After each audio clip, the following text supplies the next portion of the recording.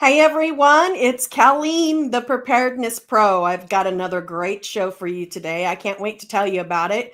Just got to get good old little Instagram online here and we're ready to go. So, my guest today is part gardener, part philosopher, and part how the heck does he grow 80 fruit trees on a quarter-acre lot? He's basically the Johnny Appleseed of the 21st century but with better water conservation, and a podcast mic. So, Greg Peterson is the founder of urbanfarm.org and host of the Urban Farm podcast. But don't let those titles fool you.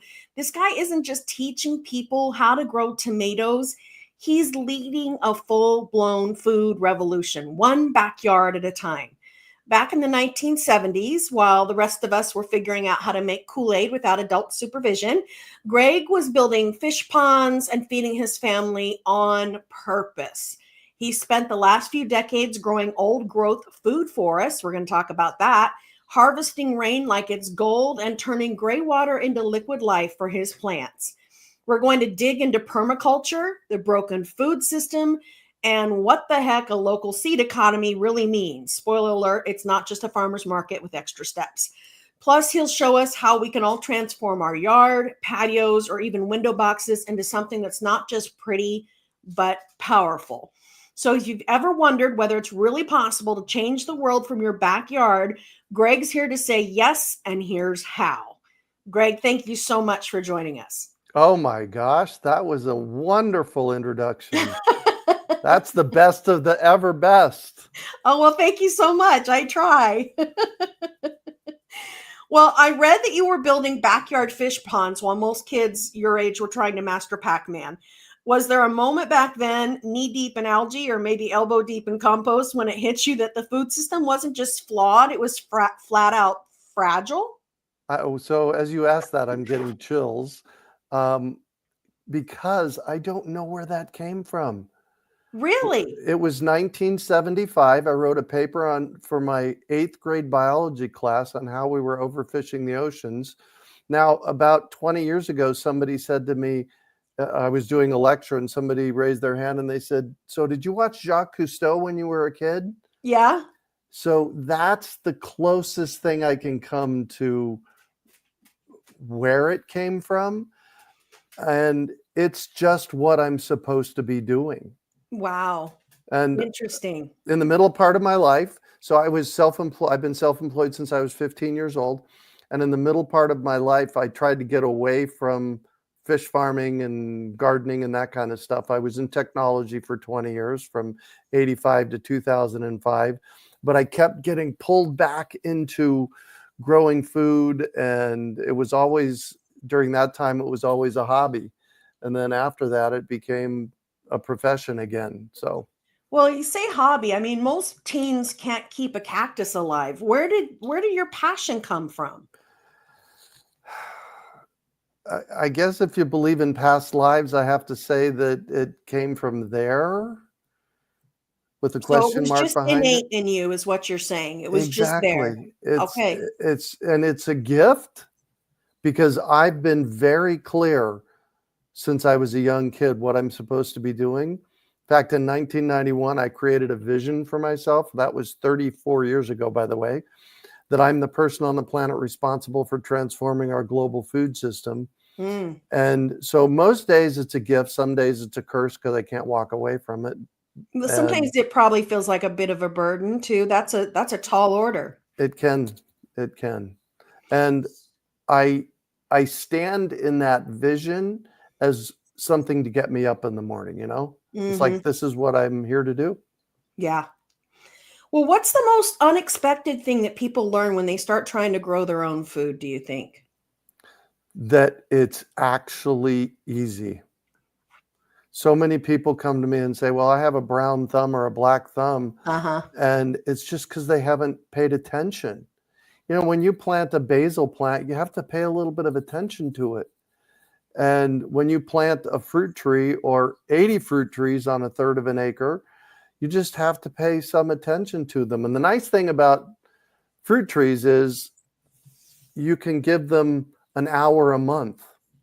And for that hour a month, you can get 50, 100, 150, 200 pounds of fruit once a year, which is, in my opinion, the most delicious food we can eat is a peach that you walk up to a peach tree when it's ready to eat and you grab it and it falls off in your hand and you take a bite of it and it splashes down the front of your shirt because it's so juicy and it makes your toes tingle. And in that moment you decide, okay, I never can eat a store-bought peach again. Yeah. Yeah, if only people knew where their produce lies, months before it actually gets into their store. Can we talk about that? Absolutely. And so there's this thing called food miles. Food miles are the amount of miles that food travels, the average amount of miles that food travels from where it was grown to where it's consumed. And you want to take a guess at what that might be? Oh, I'm scared.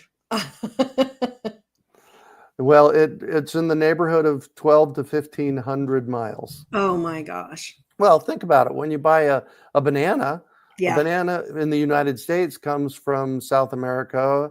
That's 3, 4, 5,000. I don't know how far it is down there, but thousands of miles. And the big problem with that is that they have to harvest this food before it's ripe. Right. And the big problem with that is that it's not nutrient dense yet. Yeah. Your food isn't ripe and ready to eat when they pick it early.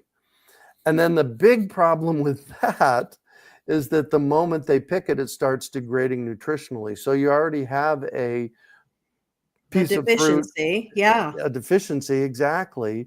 And then it continues to degrade nutritionally. So one of the biggest reasons to grow your own food is because it travels feet rather than hundreds or thousands of miles. And the taste. Vine ripe fruits and vegetables taste incredible.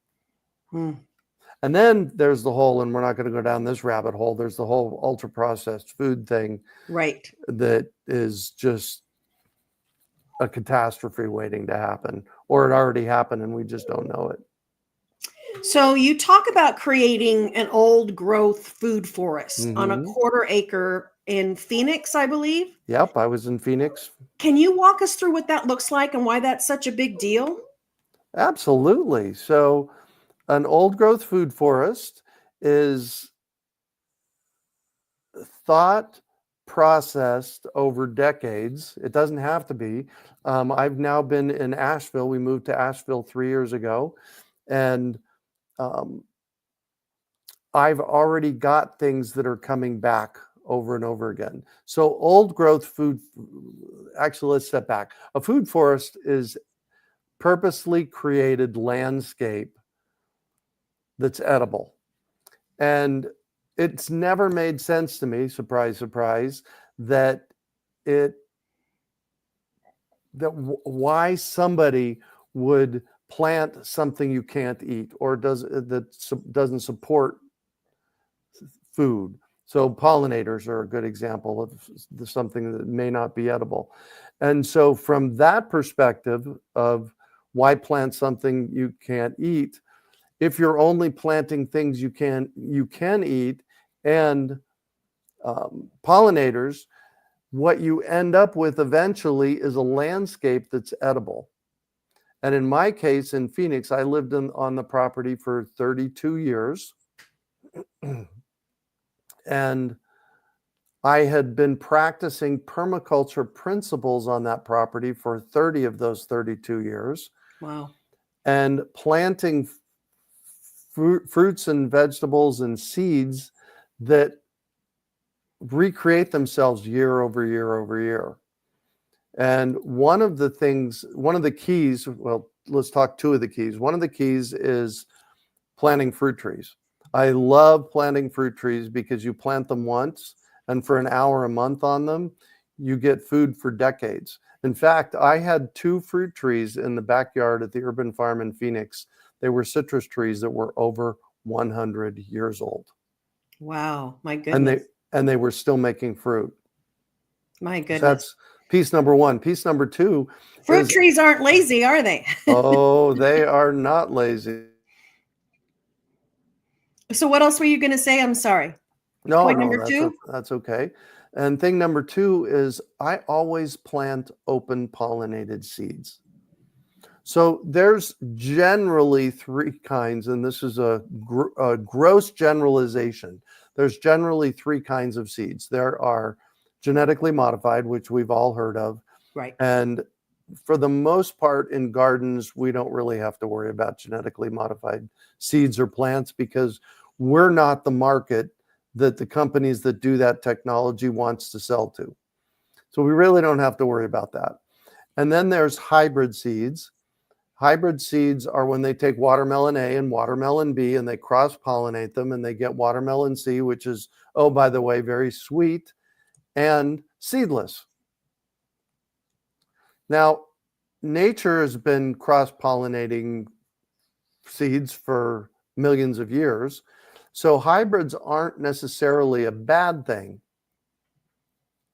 And I do occasionally plant hybrid seeds. And then the third kind of seed is something called an heirloom or an open pollinated seed. And the thing about those seeds is that they're long-term stable, which means if you save a seed from an Armenian cucumber, excuse me, if you save a seed from an Armenian cucumber and plant it the next year, you're going to get some version, some close version of that Armenian cucumber. So my strategy when I start building a old growth food forest or a food forest in general is to only plant open pollinated seeds. And what that does for me is that, and then I let them go to seed every year. And they come back year after year after year. Wow. Well, permaculture changed your life, wouldn't you agree? Oh my gosh.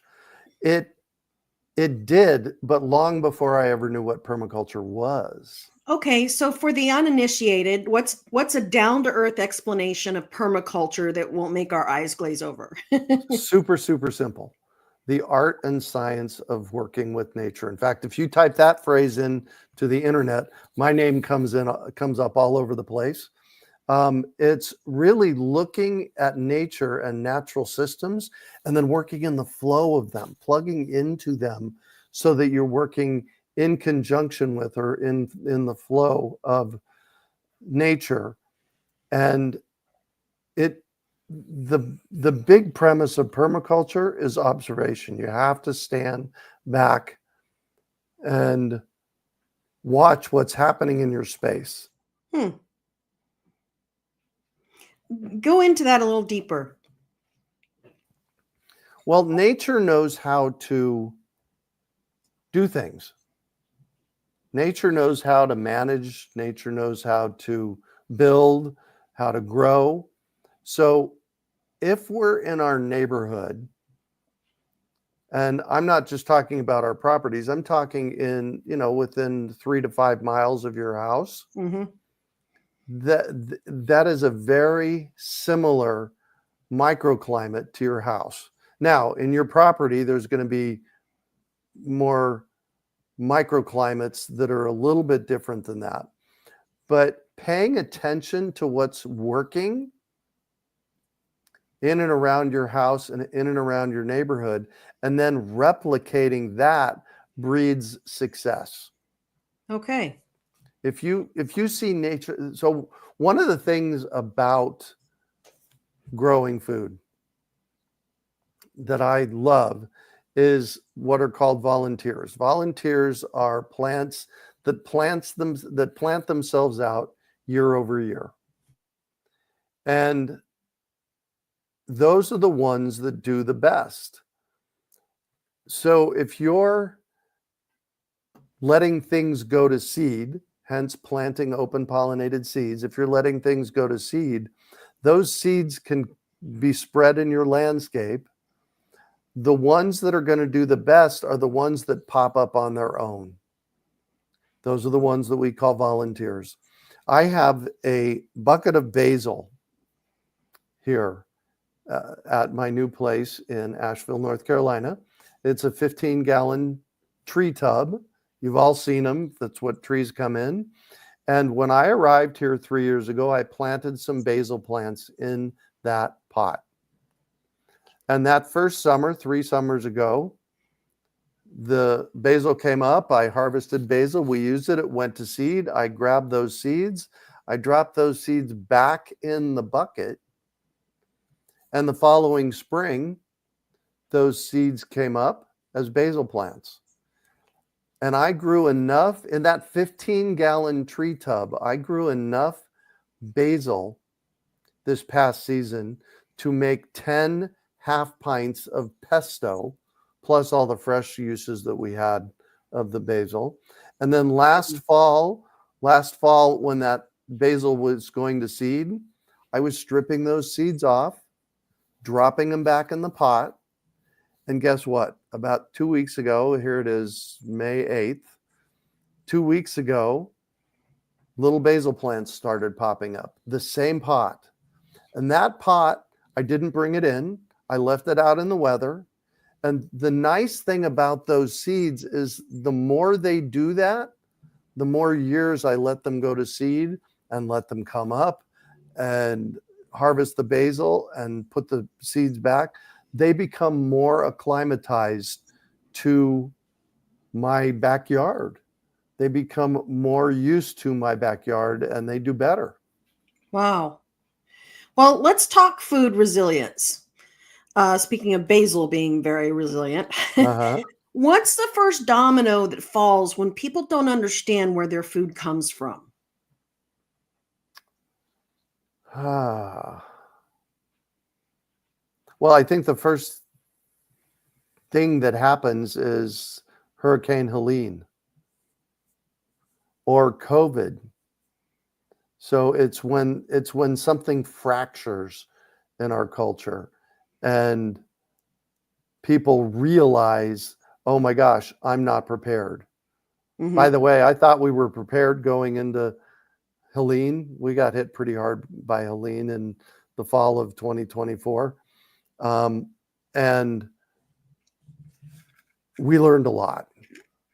So being prepared, just exactly what you're talking about, is one of the key pieces to our goodwill, to our health, to our happiness. You know what I mean? Yeah, absolutely. I think that, especially we're talking about preparedness here, I think that a lot of people who practice preparedness but who don't actively grow a garden, I think that they can, as long as they stock up on seeds, that they'll be fine. But what are they missing with that thought process? Well, the same thing they're missing if they're buying 100 pounds of freeze-dried food and sticking it in the closet. It's the hoarding mentality. And so I've played with this thought process for maybe 15 years. I bulk buy. So I buy from Azure Standard and me too. Love them. In fact, I think you had David on your show. Yeah, we did. We had I did too, man. Rock stars over there. Absolutely love them. And so I bulk buy, but it's all stuff that I use. Yeah. Same with seeds. You know, I have bulk seeds. In fact, we're going to talk in a little while about my seed up in a box, which is a bulk seed buy. But we also use those seeds. Those are the seeds we're using every year to put in the ground.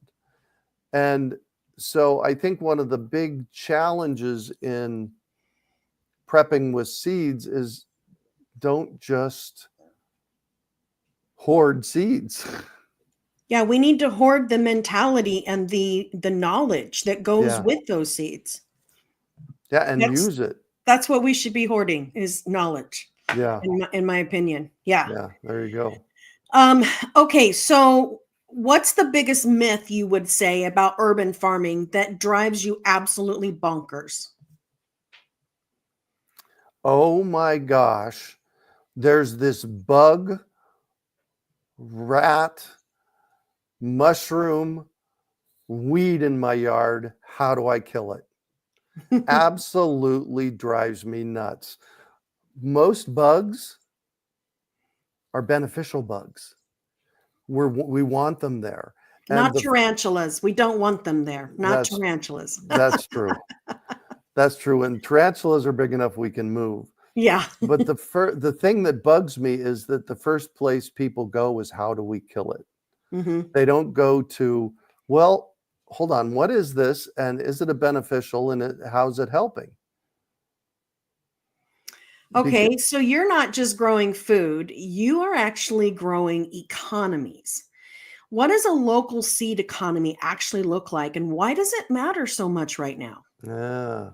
So I'm going to step back from that just a smidge and talk about the food economy. The food economy is something if you're living and breathing and eating, you're participating in the food economy every day.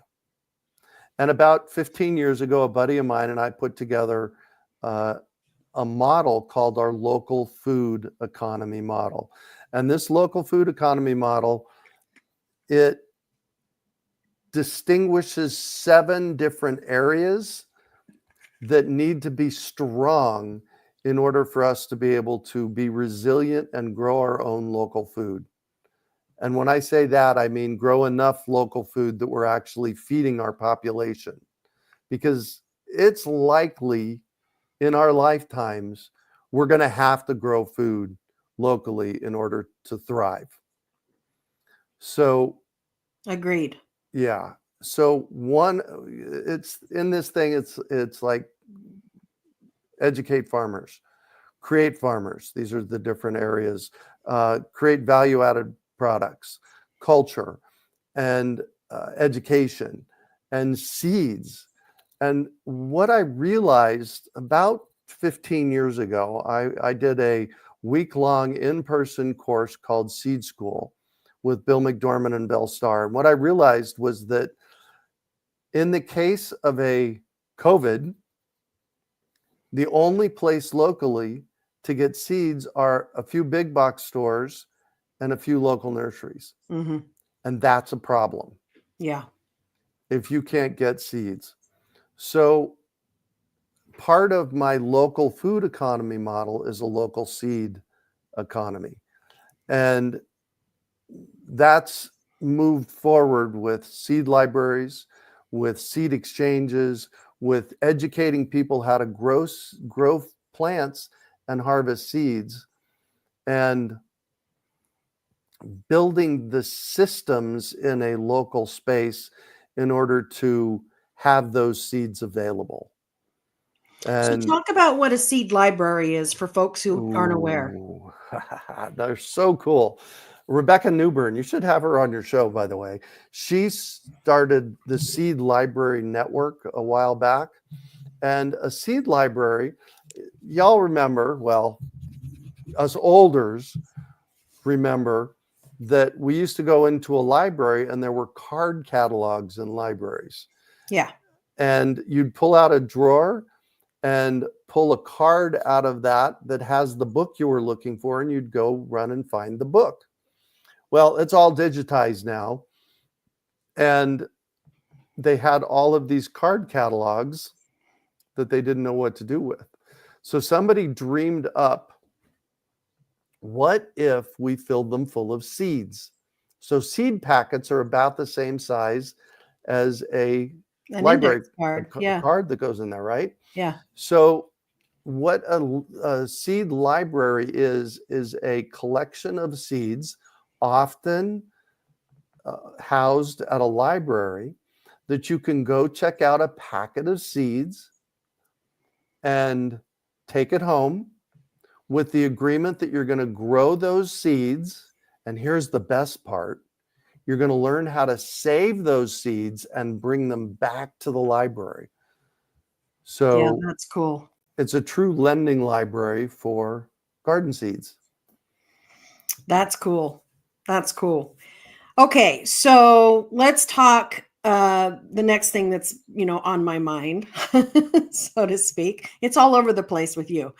So tell us about the Great American Seed Up. How is it different from just handing out seed packets at a garden club meeting? Well, there you go. So back to my story, 15 years ago, discovering that the only place you could find seeds in an emergency is at a big box store.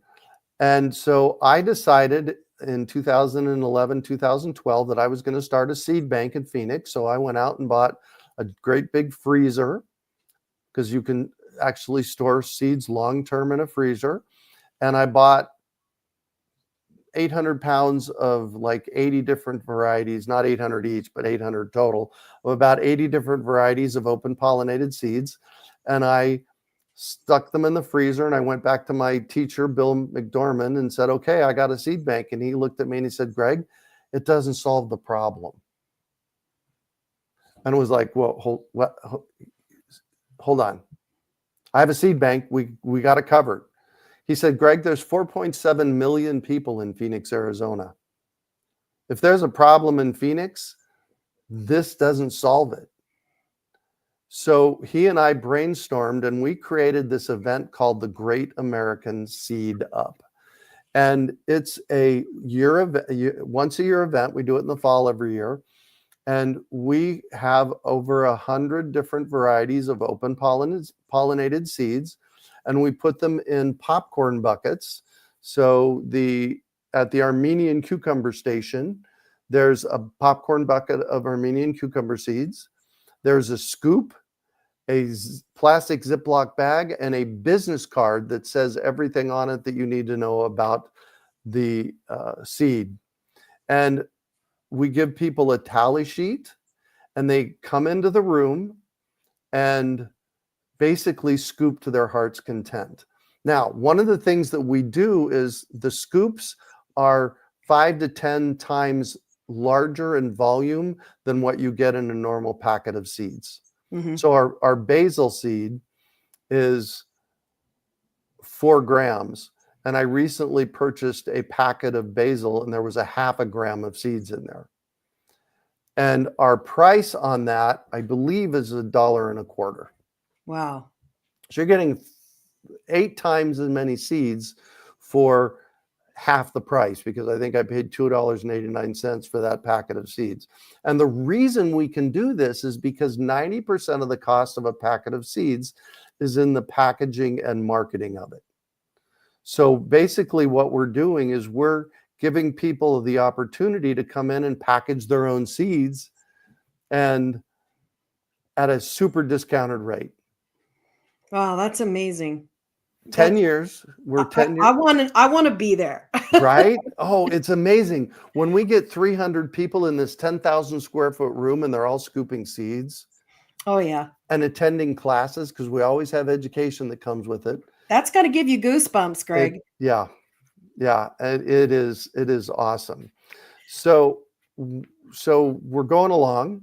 We did our first one, I think, in 2015 was our first Great American Seed Up. We do them yearly. And in 2020, what happened? We got COVID. Mm-hmm. And we can't do an event with 500 people at it. Not that year anyways. Not unless you were Home Depot. There you go. So Bell, our business partner, Bill, Janice, and I created the Great American Seed Up. And Bell comes to us and says, let's do a box of seeds. We'll call it Seed Up in a Box. And what we do is we package 10 packs of seeds. So we bundle these packages. So that basil I spoke about a little while ago, it, rather than a 4-gram single pack, what we send out is 40 grams. And in that package is a business card that says, this is basil, and it's a teaspoon, and it gives you 10 business cards and 10 Ziploc bags. So that then what your job is when you get it is to separate it by 10. And our bundle, our basic bundle of 25 different varieties of seeds is I think it's $180, right around $180. And when it comes down to it, you get 25 varieties, 10 packets each. So you're getting 250 packets of seeds, 80 cents a packet. That's awesome. That's great. Yeah, basically these packages are designed for community gardens, for church gardens, for school gardens. People have used them as wedding favors. I have a couple of people every year that they buy a big bundle or two and they host a potluck. And everybody brings some food to the potluck. And while they're at the potluck, they're sitting around packaging seeds and they all take away as many packets of seeds as they want. That's awesome. That's a great idea. Yeah. Well, you've worked with rainwater and gray water harvesting for decades. What are the real benefits and how hard is it for the regular homeowner to start? Well, the benefits are it's there. And in Phoenix, Arizona, where we get 7 inches of rain, I used to get this all the time. Well, why bother? We only get 7 inches of rain.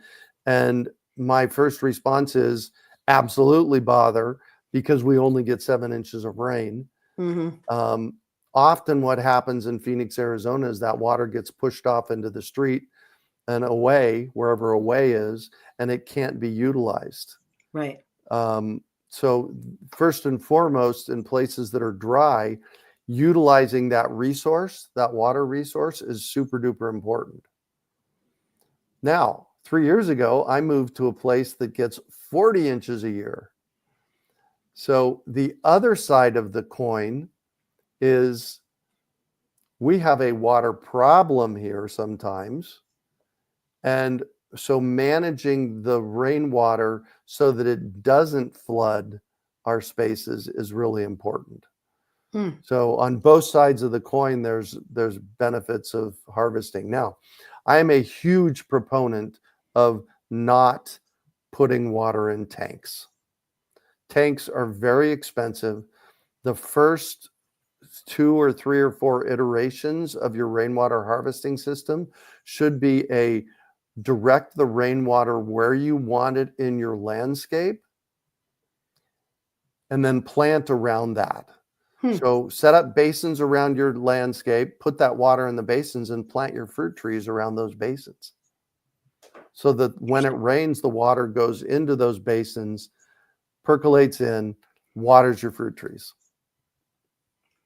You've been doing this for 30 years. What has the soil taught you about life and failure and second chances? I'm sure you've got some wisdom for us in that regard. Oh my gosh.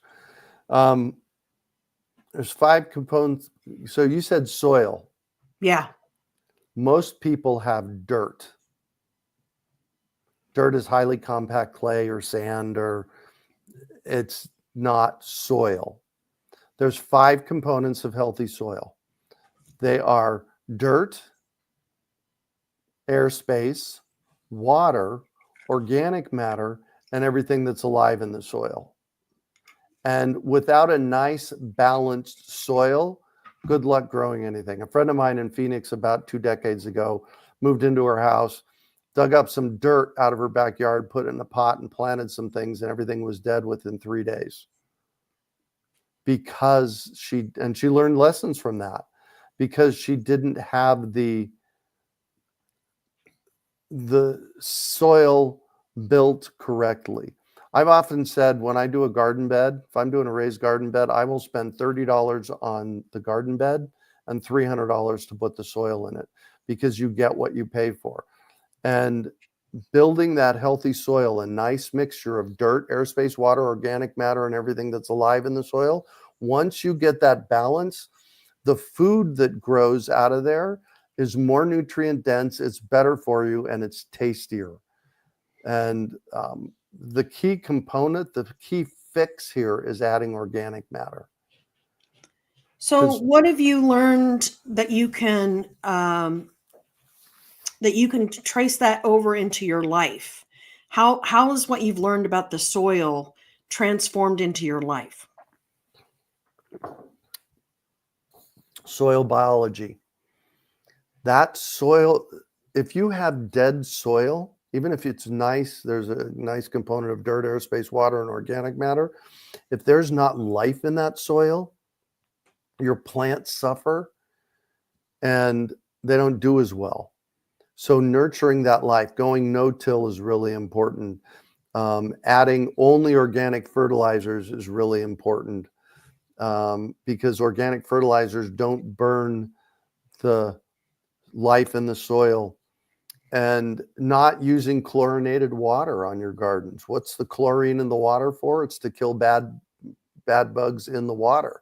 But if you're using chlorinated water in your garden, you're negatively impacting the life, the microbial life that's in that soil. So to answer your question specifically, same for our stomach. We have this biological microorganisms in our body, in our gut, that when we throw chlorinated water at it, it hurts it. When you throw highly processed food at it, it hurts it. So there's a really tight correlation between gut health and soil microbial health. I want to make sure I get to these last couple of questions here. Let's talk legacy. What do you hope this growing movement looks like 50 years from now? Well, it's starting. I'm seeing more and more and more people, backyard farmers, a lot of influencers out there, people growing food in their front and backyards. I believe that with a capital T, solution, in fact, let's make the totally all caps, so we're screaming it. The solution to our global food problem is growing food right where we live. Grow it in your front and backyard, and grow food in your front yard. Show it off. Let people see how easy it is to grow food. And the legacy for me is having people get how important that is and actually go out and do it. So I do the Urban Farm podcast. It's a podcast I've been doing for 10 years. And about 4 years ago, this guy named John jumped in to the podcast and started listening, and he was getting ready to retire. And he retired and started a 10 by 10 garden, and then a 10 by 20 garden, and then a 20 by 40 garden. And then before long, he had a 50 by 100-foot garden that he was growing food in. And that was because he was listening to my podcast. And 2 summers ago, he listened to one of my episodes, and it was an episode where we were talking about going to the farmer's market. So he decided in the fall of 24, I believe, that he was going to go to the farmer's market. And he harvested food and went to the market and had a blast and had a great time. And then actually, I guess it was the fall of 23. And so in the summer of 24, he emailed me, he says, "Can I share my story?" And both for you, Colleen, and me, and really us podcasters out there, this is the really, really good stuff. When we share what we do and share what we know, and we share other people's stories, and they actually go out and do something with it. They go out and do something with it, and then they come back and tell us about it. That was just like the best of the best of the best. Yeah. Yeah, I'm sure it has. Do you have another story that you can share with us in parting that when someone's life is changed because they planted a seed? I'm going to share one of my stories. Great. And it's a story of failure and seeds planted. It's 2003. And I decide that with a buddy of mine that we want to start a plant nursery in Phoenix, Arizona. And it's the fall.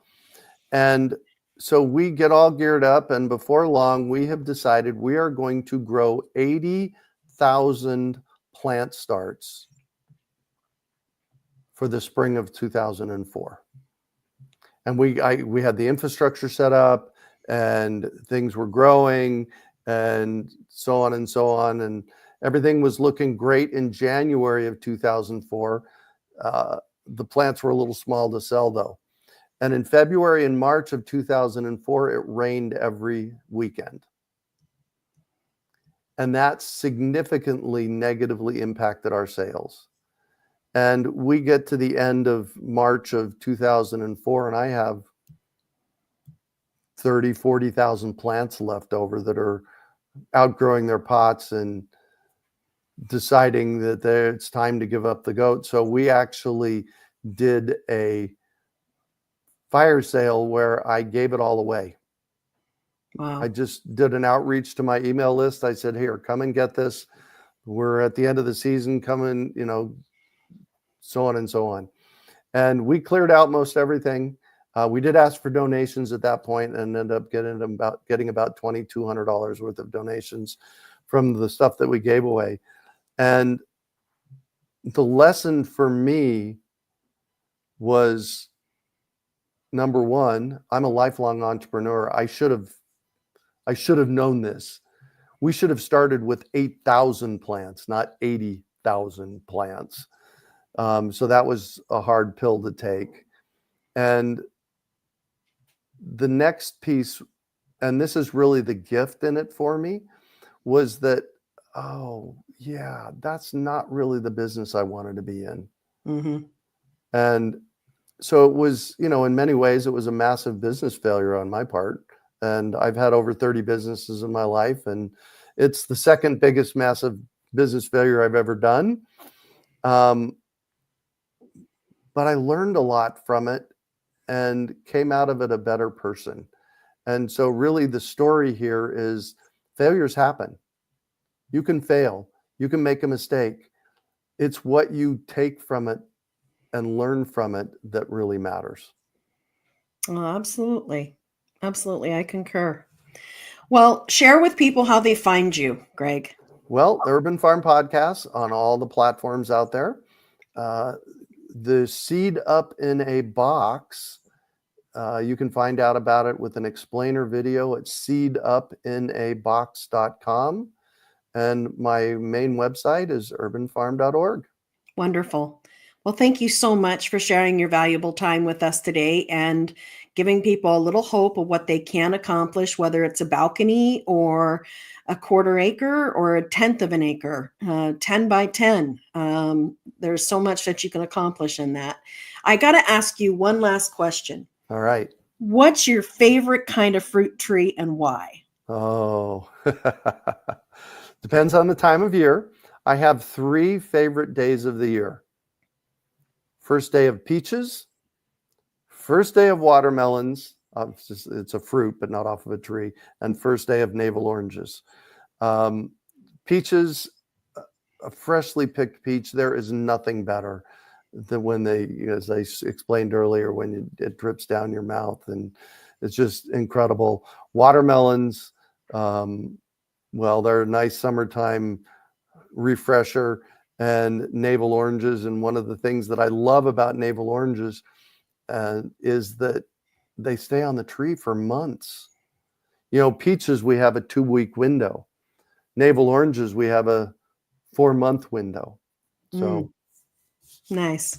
Yeah. Well, we just had to ask which of your kids were your favorite. Thank you. All right. Well, thank you again so much. It was a delight to have you. You bet. Thank you for having me. I love doing this, as you can tell, and you did an incredible job. Thank you. Oh, thank you. That's very kind. You take care.